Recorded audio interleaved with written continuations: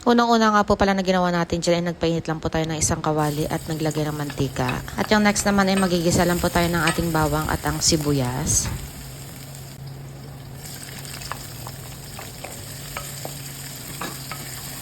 At yung next naman ay ang ating lechon baboy.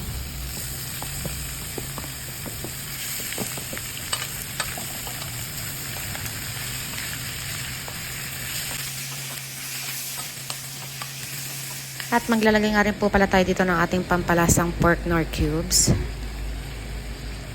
At maglalagay din po tayo dito ng kaunting soy sauce lamang para naman po magkaroon ng kaunting kulay ang ating lechon paksiw. At maglalagay din po ako dito ng ating durog na paminta, dahon ng laurel,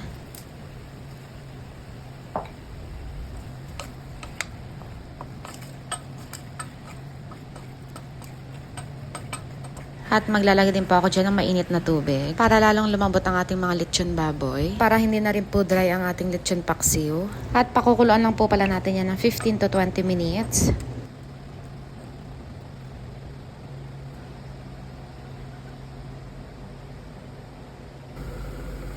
And after 15 minutes, at dahil lechon paksiw nga po pala itong niluluto natin for today's video, kaya maglalagay po tayo dito ng ating suka.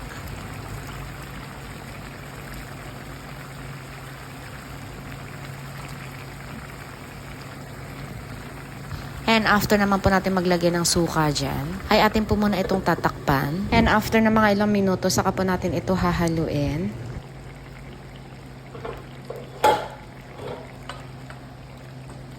At para lalong sumarap ang ating lechon paksiw, ay maglalagay nga po pala tayo dito ng ating mang tumas.